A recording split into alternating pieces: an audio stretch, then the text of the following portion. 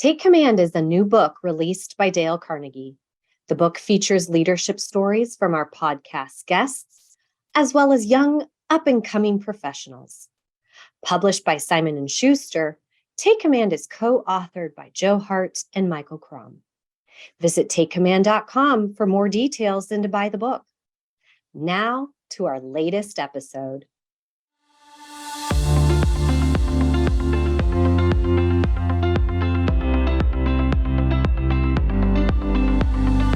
Welcome to Take Command, a Dale Carnegie podcast, the show where we seek to uncover what leadership means in today's world.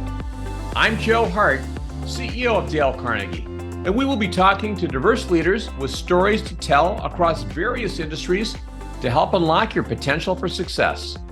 We will be sharing real-life insights into leadership, which in turn can help spark the next level of your growth as a leader. In today's episode, we have two exceptional guests joining us. Our first guest is an accomplished entrepreneur and multi-platinum selling artist, renowned for his hit single, Party Rock Anthem in 2011. Alongside establishing his record label, Party Rock Records, he's also made a remarkable transition into the world of coding, developing cutting-edge mobile applications and software solutions. Please welcome two-time Grammy nominee, singer, songwriter, producer, and Web3 coder, Redfoo. Our second guest works closely with Redfoo to make programming accessible for everyone. As an accomplished serial entrepreneur, he has led successful companies, including Nifty, a highly acclaimed and overfunded tech startup on Kickstarter. Please welcome CEO at RDX Works, Piers Ridyard. Redfoo and Piers, awesome to have you today on the Dale Carnegie Take Command podcast. Thank you so much for having us. I am super excited about this conversation. I know I was mentioning just ahead of this that, for as long as I've been doing the Dale Carnegie podcast, I've not had two guests on together. So I know this is going to be really a fun conversation. Redfoo, you've got such an incredible background, huge success in music. Piers, you are leading the way in the world of decentralized finance and developing platforms that people can use. And I'm interested to learn more about each of you. Maybe we could start with just a little bit of just kind of background. Redfoo, do you want to tell us about you and a little bit about how you got started and how you got started in the musical industry? I came out the womb playing sports, playing basketball, soccer, baseball, skateboarding. And my father was always into music. And my mother was a video editor for Motown. So she started the video editing department. So she would always be editing, these videos for Marvin Gaye and Rick James and Rockwell, Somebody's Watching Me. And she would always loop them. I had these smaller dreams of I want to get a digital keyboard, a Casio keyboard, and I want to learn how to sample my voice. And I want to get a drum machine because I couldn't play drums because we lived in a condo. So I got this drum machine and I was making beats. And this is all at 7, 8 years old. And it's nothing like a dream to do music at all. It's just a dream to have these things and to get lost in this. And I listened to a lot of rap growing up, Run DMC, LL Cool J, the good old years, the good old days. I was always rapping and stuff. Finally, in high school, my sports dreams were dwindling. Basically, I was told that I was too short to play basketball, and I believed him. I turned to music because I could express myself.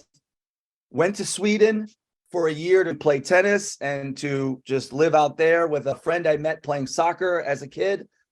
And I got into music. And the teenagers, loved that I was in Sweden. I was English speaking, but I could rap because I could speak English really fast to them. They're like, wow, he's a good rapper.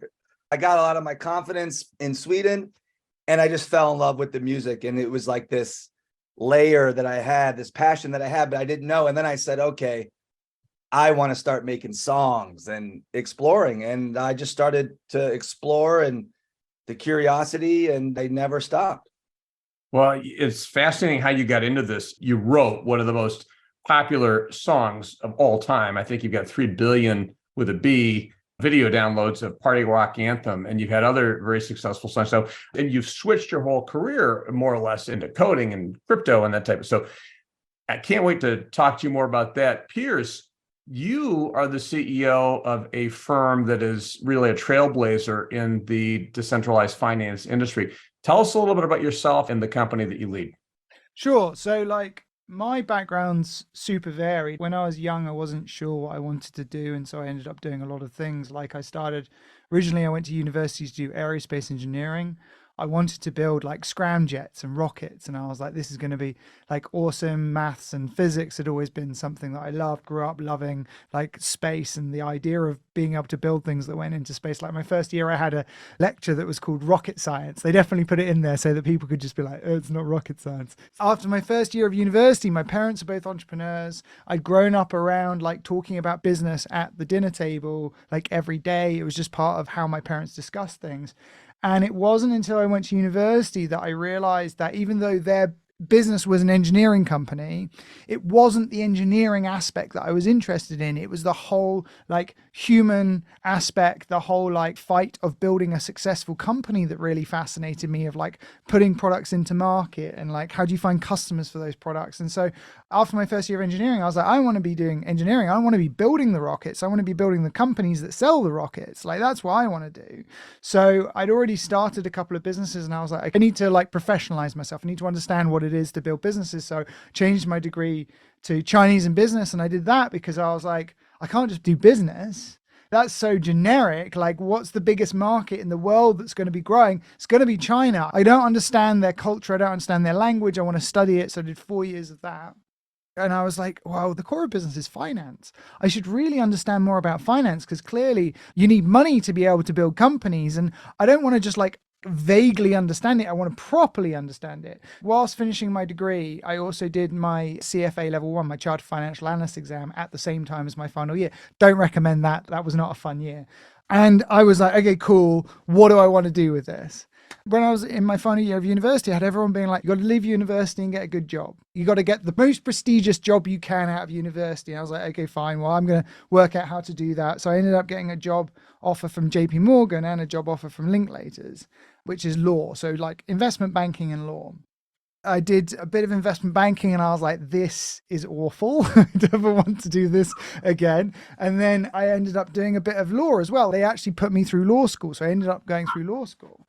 And so at this point, I'd done aerospace engineering, business, Chinese, finance, and law. And none of them felt like they fitted together. My first company I started was a consumer electronics company. It was actually the most successful UK Kickstarter project ever at the time. The reason I didn't actually end up practicing law was I started this company at the same time as I was doing my law degree. I suddenly had $400,000 worth of orders and I had to deliver 11,000 products around the world. And I was like, oh, I'm gonna have to quit and go do this. So now I'm adding consumer electronics to this. And all of these things just didn't feel like they fit. I just sort of gone and explored here, gone and explored there. And then I found crypto. My friend was like, hey, you should check out Ethereum because it was just launching. This was the Ethereum crowd sale time. So just before Ethereum went live, 2014, check out Ethereum. And I started going deep on crypto. And I was like, man, this is where it all comes together. This is where everything that I've kind of explored, consumer electronics at the time, mining was a big thing. I understood what the mining machines were required. I even built some miners for Ethereum and we did very well out of that.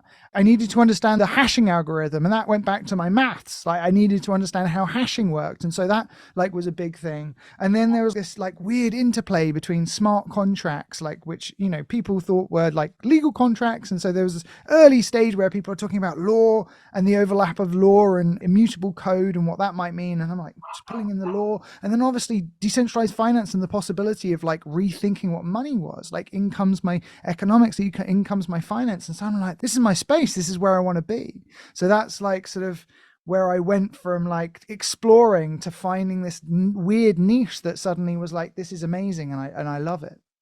It's interesting. I'm struck by that because I think sometimes people have a view when people are successful, they might say, hey, you're CEO of this firm, that maybe it was kind of like a straight line. And really, it was a very eclectic background. It's almost like the old saying that, when the student is willing, the teacher appears. I mean, the opportunity kind of appeared, but it was based upon this broad background that you had. Yeah, and I think that, a lot of what I love about Redfoo and a lot of the people like that I meet on the way that are most inspiring is that they're sort of not afraid to try new things. And I think that's just such a big part of the exploration of self, but also the ability to find where you best fit. It's almost not going, I am this kind of person. I'm a lawyer, or I'm an accountant, or I'm a whatever. So many people go sunk cost fallacy. I'm already in it. I hate my job, but I'm already in this thing and I could never leave it because of 10 years, 20 years into this. When I think that there is so much like inspiration and joy. A lot of business is actually pattern matching disparate areas of like different companies, different industries to be able to find something new. And the only way you can find something new is through exploration. And so I think that the best people at like being able to do something new, do something different are those that have been most playful, most explored. You're right. And what's also interesting is how, you talk about the sunk cost fallacy. We limit ourselves. Many times people limit ourselves by our limited thinking. I remember when I left the practice of law, and one of the hardest things about that were the people who kept telling me, you can't leave the practice of law. You went through college and law school, you spent all this money on law school, you passed the bar exam, and you want to leave and go do something else. I can imagine Redfoo, for you, it must have been the same thing. You reached the pinnacle of success in the music industry. You're a multi-platinum artist, Grammy nominated. You've had this success, and then you decide to do something different.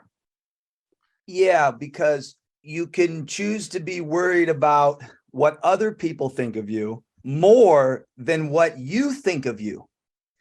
And I have this philosophy. It's like you have to be able to look in the mirror and say, am I happy about what I'm doing in my life? We have this concept where we live for, up to like 100 years or something, I'm trying to beat the record. I want to beat the record. But you look in the mirror and you got to check in and say, am I doing everything that I want to do for the time that I'm here? And I think it starts as a kid. And as Piers said, he was doing a bunch of things. And so was I, from soccer to tennis to basketball to all these things. And I even had, I love my dad and I have a great relationship with him and my mom. But there was a point where he had his perspective. And he told me one time, he said, I don't think you have the voice for rap. He said that. And it was after my mother had told me I was too short to play basketball. And I believed her and went down that road and ended up quitting. So then I had another chance to look. And when my dad, one of the most successful people in the music industry, for the people listening, Barry Gordy, the founder of Motown, tells you you don't have the voice, it's a big challenge. So I had to just say, well, you know what? That's your opinion. I mean, that is your opinion. And I have my opinion. And my opinion about me has more weight. And it's tough with your father. A lot of my success story is kind of realizing that my parents, they have their opinions. Yeah. They're not facts. Yeah. And I have my opinion. And my dad even told me, he said, in a philosophy, because he has all the philosophies that I followed, he was talking about the artists he worked with. And when he had a dispute, he would say, hey, it's either you're right or I'm right. But regardless, we're both going to learn something. And he told me he'd rather fail doing his ideas because it doesn't feel as good failing doing someone else's ideas. If you have to choose one or the other and go for it, and you believe in what you're doing, then you got to do it. And so that's what I did. I didn't believe him that I didn't have the voice. And luckily, I had peers that were telling me before he told me this, man, your voice is amazing. And the girls were like, I really like your voice and this and this. So I had data that said otherwise.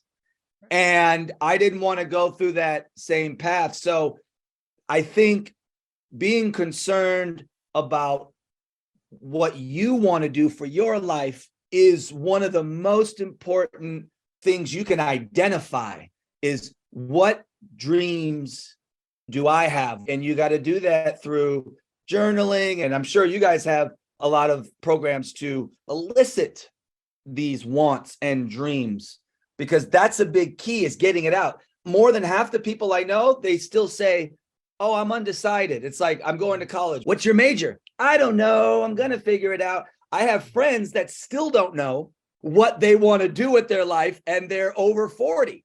And why aren't people picking what they want to do? Because I think they're concerned about what their friends will think, their parents will think, what their current employers will think. And you have to be more concerned about what you think, because in the end of the day, it's you have to live with your life decisions. I always would make up stuff like, right before I die, I want to tell my grandkids or my great grandkids what I've accomplished in my life. And I imagine that. I go out to the future. I do this stuff regularly. And I have a whole list of things that I do to make sure that I'm living my dream. We could talk about so many different things. One of the things that strikes me from what you said is so much of our lives and the quality of our lives depends on the voices that we listen to. You listen to, in that particular case, your mom about basketball, and maybe you weren't all that passionate about really taking it all the way, but you listen to your voice as opposed to your dad's voice, or the voice of other people around you who said, hey, Redfoo, you can do this. You got this. You got a great voice. It probably didn't hurt that you had a lot of people you respected who were those voices. Piers, did you have any experience like that in your life? Did you have a point where you had different voices or choices or things that you had to overcome in making the decision? The thing that I sort of take away from this is more about, like, when you're building a company, what I have to do is decide what it is that we are doing as a company. So many people, when they're starting out, want to go, oh, I want to build a product like Apple. Oh, I want to build a product like Amazon. Oh, I want to build a product like Uber. Right? If you're doing that, you're creating something derivative. You're not actually understanding what it is that I need to create to be successful, to build my own thing. I'm just going, I want the trappings or the appearance of success, rather than going, what am I actually bringing to the world that makes a difference? The thing that I always come back to with companies is like, build something that people want, make something that is actually changing people's lives meaningfully, and understand the pain that you need to solve. One of my favorite quotes that I think is a really good quote, but a really bad quote, is Henry Ford. If I'd ask people what they wanted, they'd say a faster horse. The thing is that in that quote, he is actually getting important data. He's understanding that people want faster transportation. He's not listening to the whole thing. So when Redfoo goes to his dad and dad says, you don't have the voice for rap, his dad's going, in the sound of Motown, for what I know, not in creating my own thing. And for me, when I'm building a company, when I'm thinking about what leadership requires in that context, it's all about what models have I built for my own decisions. If you're building a company that's truly building something new for the world, like Radix is, if you're truly building something that is different from everything else that came before it, that is doing something that you know the world needs, but no one else has realized it yet, you're going to be so far out in front of everyone else that it's going to be deafening silence. Because you'll look around yourself and you'll go, no one else is doing what I'm doing. Am I wrong or are they wrong? And unless you have a really strong sense of personal direction and you really understand what it is that you're solving and why you're doing it, you can't actually create something new. You'll only ever create something derivative. And I think that for me, that's the big thing about, sort of building something like Radix right on the cutting edge of what is possible in decentralized finance, what is possible in crypto, is we literally have thrown everything away. We copied nothing. We didn't take any of the programming languages that already exist. We didn't take any of the consensus algorithms that already exist. We didn't take any of the execution environments that already exist. As a result, everyone else is going, oh, these things are amazing. We go, no, they're not. They're broken. They're broken. You just guys don't realize it yet. But it was only as a result of being able to take in data and make strong opinions of self without needing to look to other people and go, are we on the right direction? Or are we like sort of way off the map? And I think that's what's critical for me. This is a really, I think, important conversation about leadership, because at the end of the day, leadership depends upon or relies upon our trusting our authentic selves. I mean, having a vision and sticking with that vision, even when the voices and other people might tell us, hey, that doesn't make any sense. We're going to go for it, whether it makes it or not. I know when I started my first company, it was terrifying at points. And I had to very often just look inward and say, why am I doing this? Why do I believe this? What's driving me toward this? I had a vision with that company about really trying to help people apply information and become better and grow. I've read for you and I were talking earlier about just self-improvement and growth, and so much of life is about that. But this point about leadership is a really important one, that we need to have a vision and a passion and just an authentic conviction around that. How do you do that? How do you get in touch with that inner self, if you will, that passion, that conviction? Redfoo, how did you do that? You decided to go into coding, which seems like a completely different kind of thing. I mean, how did you do that? And how do people tap into these things that really might drive their authentic selves? It's back to that point where, this is my life. With the music, I felt like I did the dream. I wanted to create a party band that changed the planet, that provided positivity to the world, got people feeling good. When I listened to my favorite music from the 80s, from the 70s, from Motown to the 90s, the hip hop, it was the music that made me feel good. And I wanted to take the best out of my life and put it into songs, even the best fantasies about what life could be and all this stuff. And I did the music because I wanted to experience what it was like. That's another thing. So there's this want of, you want to change the world, you want to do this, but you also want to have the experience of something. And I'll get to the coding, but with music, I was in Hollywood and I was not famous in Hollywood. And I saw those famous people and paparazzi following them around, and my friends, oh my God, look, that's Ben Affleck at the Coffee Bean, and oh, look, there's Paris Hilton, and going crazy over these people. And I was going a little crazy too, like, oh wow, that is. And why am I so concerned? And I said, well, I've lived a life. I did stand-up comedy, which was the scariest thing. Another way you can say what you're passionate about. What's the scariest thing that you could ever do in your life? That was a question I asked myself.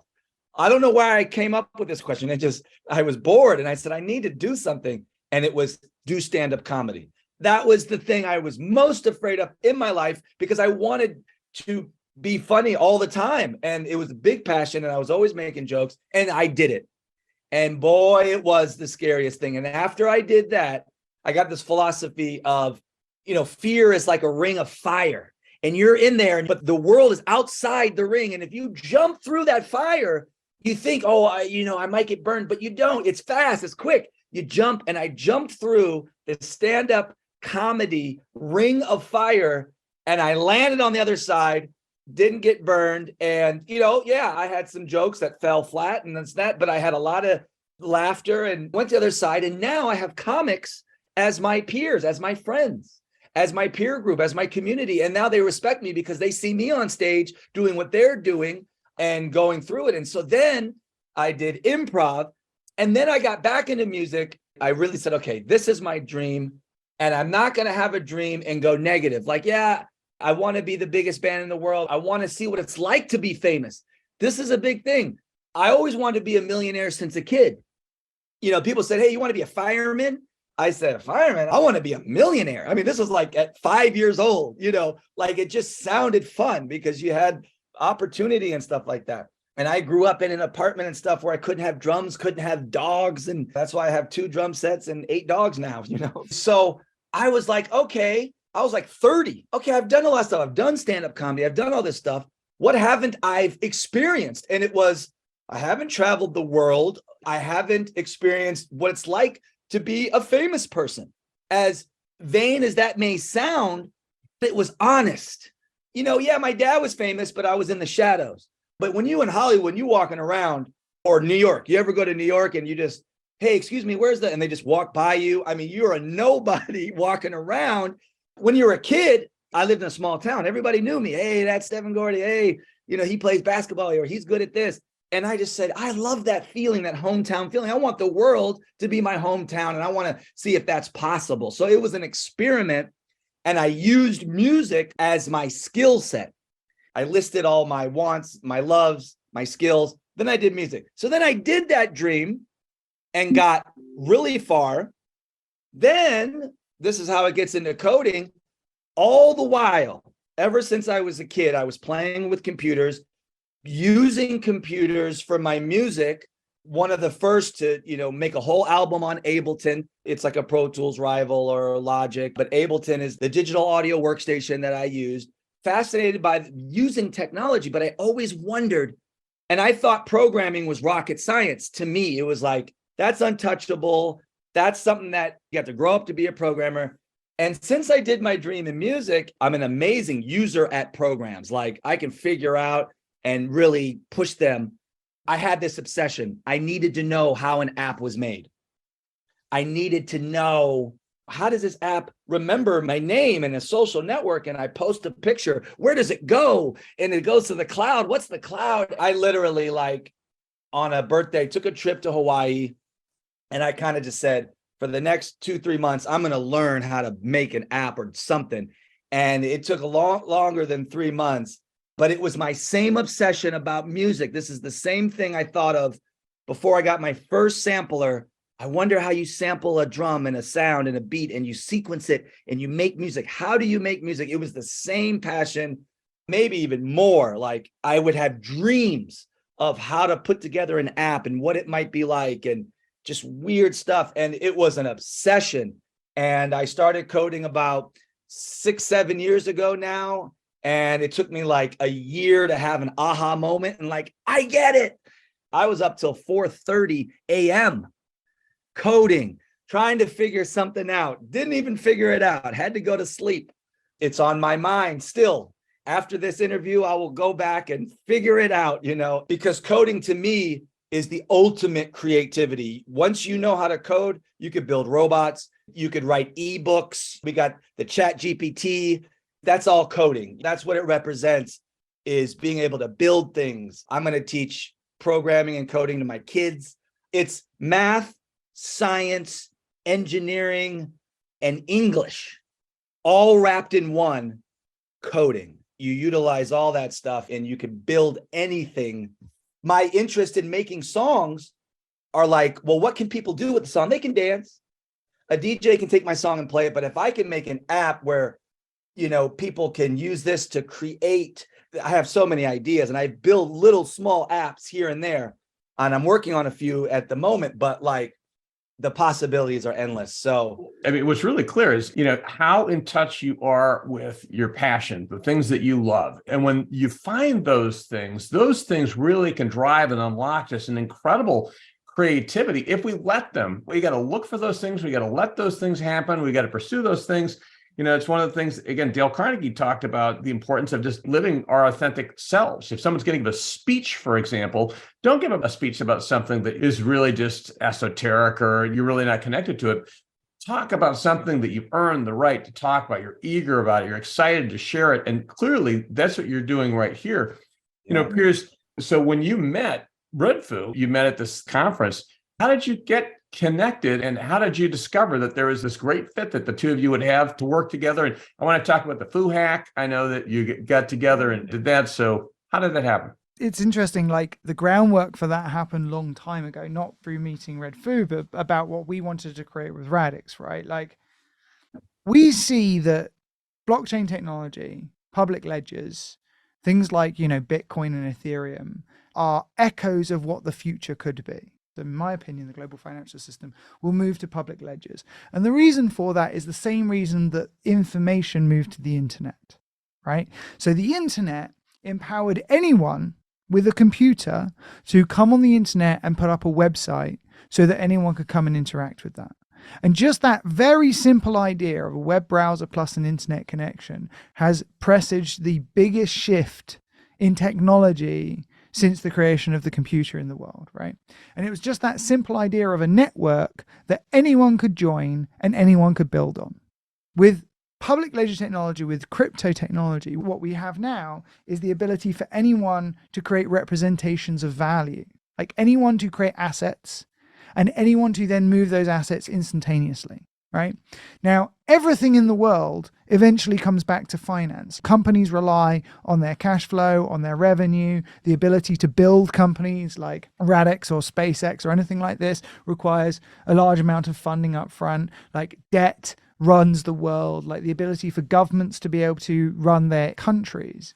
But you have the same fundamental idea. If we have a network that anyone can join and anyone can build on and then instantly program and transfer value across it, well, of course, that's where all value is going to eventually go to. You will digitize everything and you'll make everything that's digitized programmatic.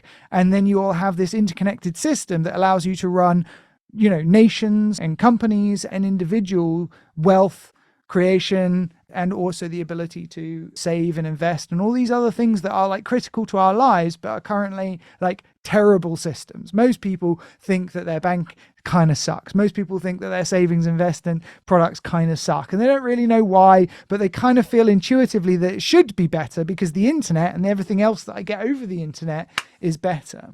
And so our North Star, going back to, you know, this idea of like, how do you know when you're building the right thing? Our North Star is that's the future.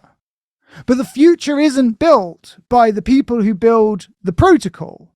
The protocol is merely the conduit by which people can build on top of. What we've essentially done is created this way in which anyone can come and build their own thing, can build their own inspiration on top of it. And it's going to be the inspiration of hundreds of thousands of millions of people, small businesses who, like in the 1990s, it was a kid in a dorm room building a website. Now it's a kid in a dorm room building a new financial application, right? And that ability to be able to do that, we realized the only way that you were going to unlock the human potential that could actually create that new world that we saw was possible with this technology was by lowering the barrier to entry, by making programming it as easy as possible, and by making the user experience as easy as possible. And everything that had been done to that point was just like banging your head against a wall. It's so difficult. Hacks happen all of the time. People are constantly losing their funds as a result of like doing some mistake with blind key signing. No one understands what private keys are and how to handle them. Like all of those things, just clearly, as soon as you're like, that's where the world's going, everyone has to be able to use it.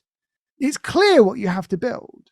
But the only way you can build that is by just not doing anything. Because like what we have right now is a prototype. Like Ethereum is a prototype. It's what we call demo DeFi, right? And so we built a programming language called Scripto, which makes it incredibly easy for anyone to pick up Web3 and DeFi, decentralized finance, and build something, you know, in an afternoon, in a week, in a weekend.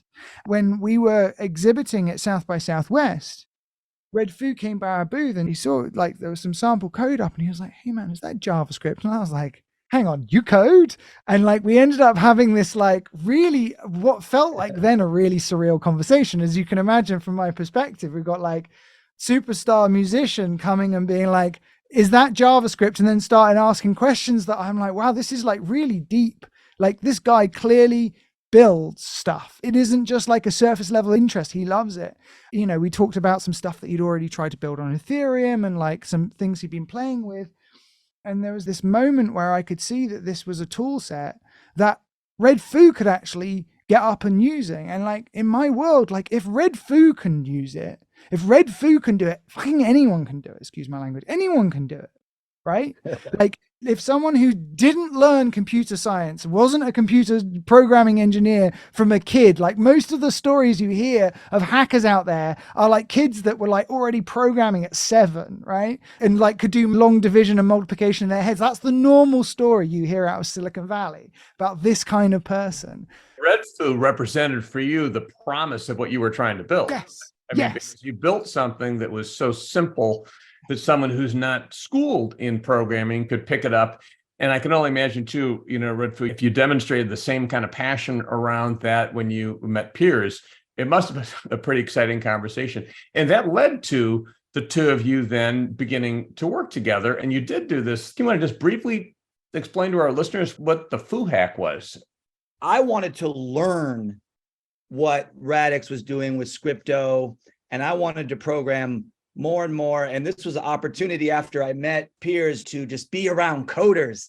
And I remember Piers says, you know, we had a conversation. So what's going to be the subject of the Foo Hack? We're going to have a hackathon.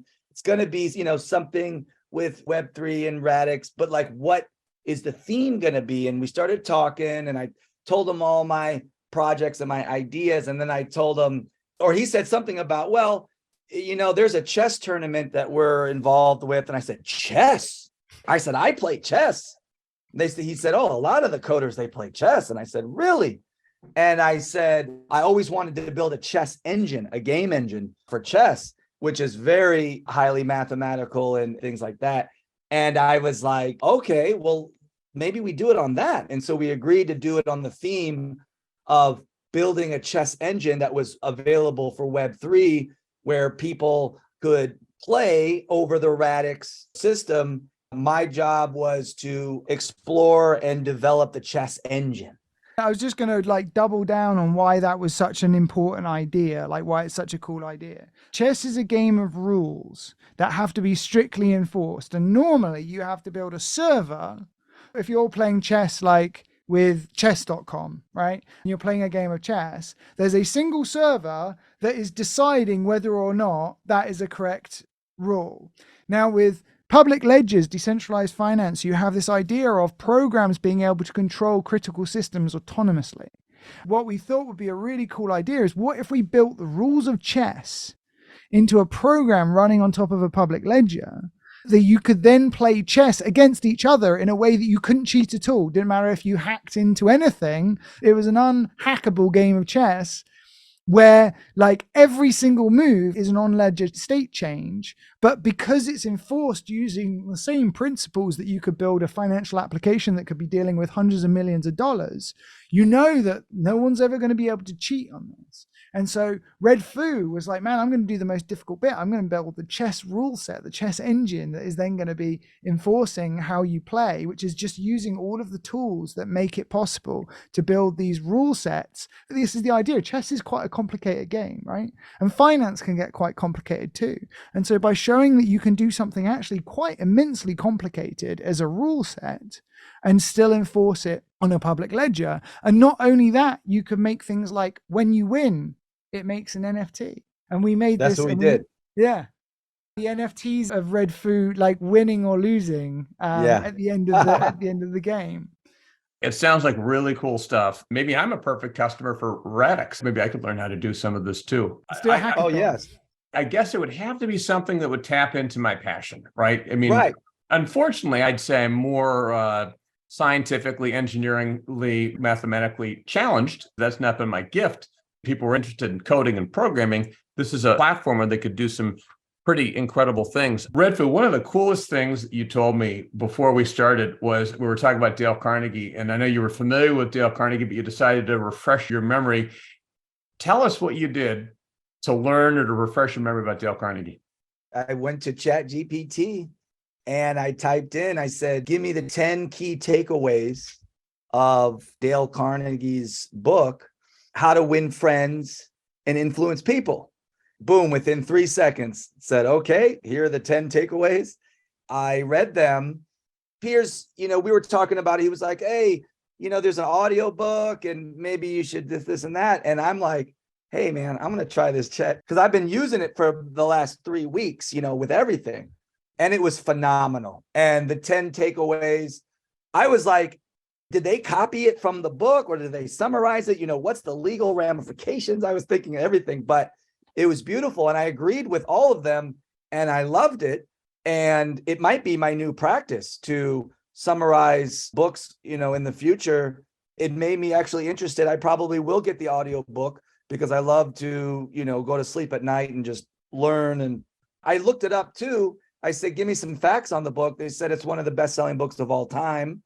That's amazing. And so that's like a book that I just feel like I need to read. So I'm going to be a master teacher going into my next level. So ChatGPT is worked. But then you were telling me. Yeah, so my confession, you're going to call me out here. I've been using ChatGPT also. And I said, if you were interviewing Redfoo on a podcast, what questions would you ask? And it gave me 10 great questions. Here's a question for me. Would ChatGPT have done a better job on the interview than me? It's amazing, this technology, and it's mind-boggling to think about where it can go. We're just clearly at the very beginning of it. My kids are ranging from 16 to 24, and they've all grown up with the internet and mostly cell phones and those kinds of things. And they'll ask me about what it was like when I was a kid. And you didn't have these things? Their kids are going to say, you didn't have AI? What do you mean you didn't have AI? You didn't have robots? I'm curious, because we were talking a little bit before we started. We tend to think sometimes about systems and computers and rules and processes, but I think both of you had highlighted for me how important relationships have been in the success of your careers. And it's not just kind of that technical skill, it has been the people skill that you've been able to develop. Redfoo, you talked about just really having a passion even for self-improvement in people when you were younger and so forth. But in this computer coding, crypto, DeFi world, what role has strong human skills, interpersonal skills meant? First, Redfoo to you, and then Piers. I've learned that it's all about people skills and trusting other people that you're around. When you go out into the real world and you become an adult, it's very difficult because you've got swindlers and you got people out there trying to oversell you insurance and this and that, or whatever it is. Feeling good around people. Integrity is a big deal, right? They walk their talk. They say they're going to be somewhere on time. They're on time, right? So it's all these like people. And in the music business, I will admit, there's a lot of shady people, party people. It's hard to trust. And I always wanted to be a leader in that regard, especially when I have an entourage of 30 or 40 people. I have to be on time. I liken to say, out of probably over 200 shows, I only missed one show because I literally forgot my passport at home, couldn't go. But other than that, always on time, always prompt. I was in the parties. I had a few drinks and things here and there. Still got to get up, make that plane. I think subconsciously, like wanting to be around fun people, good people. And that's why I think I've led myself to the coding world, because I like people that talk about solving problems and math. And it's not so much pie in the sky, like all these, ideas and dreams, but no one's doing anything. But like with coding and engineering, and it's like, okay, well, let's build it. Let's do it. And people can be feisty and all this stuff, but it's for solving the issue. That's why I wanted to learn from Radix and from Piers and his crew, because you see how fun Piers is like, he's got all this knowledge and stories, the humor, we're making jokes. The Foo Hack was a lot of joking, a lot of humor, good food. We had our vegan food, and it was a dream come true. And it was a test to see if I get along with coders, because this is an area that I'm moving towards. And I will say that it was one of the best people environments that I could be in, and people were funny. And I was like, these are coders, they look like normal people.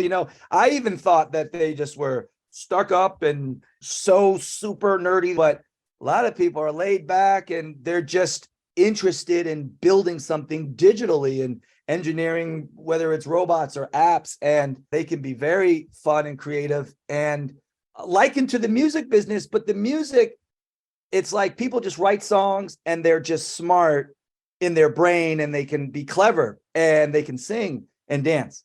And that's really it. My takeaway from this is you were tremendously successful in music. You had an entourage of people, and still you found it important to treat people the way that you wanted to be treated, to treat from a position of respect and integrity and appreciation. And the same thing you've also said is true. You think about coding, which is kind of this hyper technical skill set. You're still interacting with other people, and you want to treat those people with a certain level, and you're going to have better results and a more fun time. And Piers, what about yourself? What would you say the role of personal skills and relationships with others has been to you? Yeah, I mean, hugely important. I think that one of the most important skills for a CEO is getting everyone to align on a vision. The ability to do that comes down a lot to interpersonal skills, a lot to being able to clearly communicate to someone, understand what that type of person is. So like what is going to excite them and what's not going to excite them, whether or not they're in it because the tech's interesting, or they're in it because of what the impact is going to be of the tech, or if they're in it because they see how The other people that are doing it are incredibly sort of like exciting and interesting, and they want to be, in that same room. They want to do it because they want to be part of building something new and be able to tell the story of being there for the first time. Like when it was like, I was there when the internet was created, like being able to see that I was there when Radix was created, like those kind of things. Like everyone's got their own personal story, but in being able to coordinate many personal stories together, you can actually create something completely new. But you can't build a company on your own. A company is built by many, many people coming together. So that interpersonal skills to be able to understand what motivates different people, but all align them around the same overriding vision has been incredibly important. But the other thing that I think is like, especially since COVID happened, and we went like completely remote work, RDX Works, the development company that develops Radix, is a fully remote company, but just the bringing people together in the same room. I see that not only from the point of view of a company, but from the point of view of building communities as well. Like a big part of crypto is building communities, and the way that you can see inspiration and energy and momentum fire off people just by bringing like-minded people together. There's a secondary thing that often people forget about, which is you can think about your one-to-one relationships, but you can also think about how your many relationships together can actually create motivation and inspiration. And sometimes just by doing that, you can create a room that other people want to be part of, want to be in, and then you start creating a movement. Like when you have a unified vision and a bunch of people who have shared interest, shared vision of that, and are excited by the possibilities both inside and outside of your company, then you're starting to create something that has real momentum, that has real belief behind it. And ultimately, all human endeavor is the basis of collective belief. Like everything is the basis of collective belief, whether it's, money or companies or whatever, right? And so I think that from a interpersonal skill is the most important thing. Yeah, you're right. You have to be able to connect with people, understand what is important to them and what's in it for them. But no matter what you're doing, whether it's coding or anything else, we're still involving other people. We've got to be able to connect with those people effectively. And connect other people to other people. I think this is what a lot of people forget about when it comes to networking. They're like, oh, it's me connecting with other people. It's like, no. It's you connecting with other people who you then connect to other people. Like the best people I've ever met are super connectors, because everyone loves them and wants to help them out because they're servicing other people, they're helping people. And like, that's the thing that I think a lot of people miss. They're like, I'm building my network for me. It's like, no, you're building it for all of the people that you're connected with. And how can you bring people together to spark that next level of, sort of innovation or inspiration or like whatever, right? Awesome. Well, thank you all so much for being with me today. Great job. Appreciate it. It's been a great pleasure. Thank you. In today's Thought Leadership Spotlight segment, our guest discusses the advantages of taking pauses and setting small goals in different areas of life. She draws inspiration from experiencing one of the Dale Carnegie principles and witnessing the power of showing genuine interest in others. Like Redfoo and Piers, our guest emphasizes the importance of supporting others' growth through acts of service.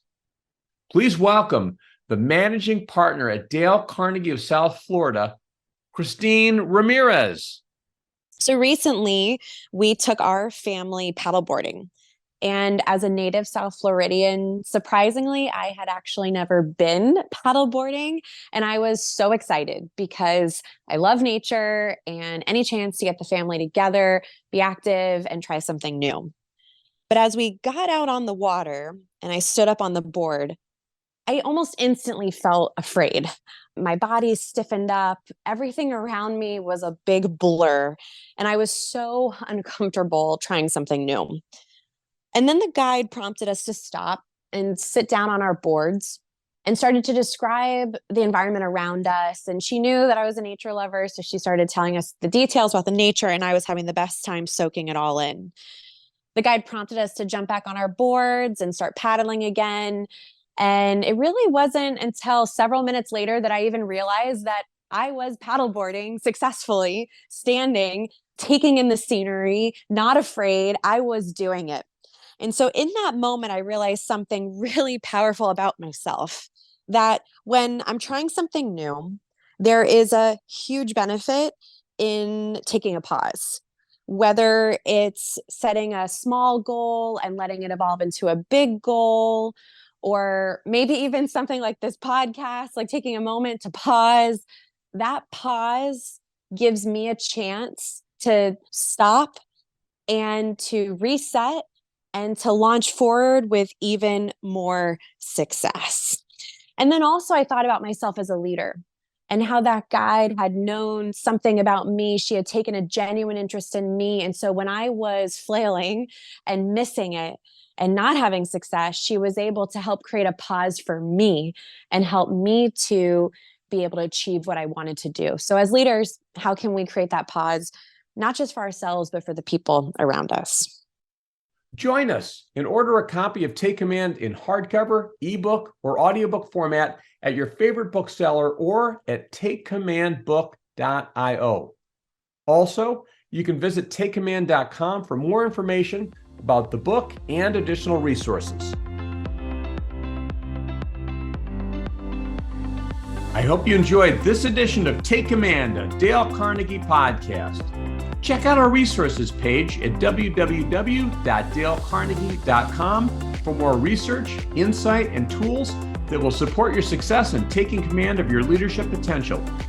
If you enjoyed this episode, please consider rating it and subscribing to us on iTunes, Spotify, Stitcher, or wherever you get your podcasts. As always, thank you for listening, and we look forward to you joining us for the next episode of Take Command, a Dale Carnegie podcast.